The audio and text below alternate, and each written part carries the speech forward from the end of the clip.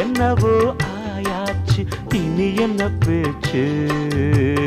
பழந்தான் பழுத்தாச்சு பசி எடுத்தாச்சு என்ன வேணும் ராசா நீ கேட்டா ஒண்ணு ஒண்ணா நான் தானே எடுத்துக்க போறேன்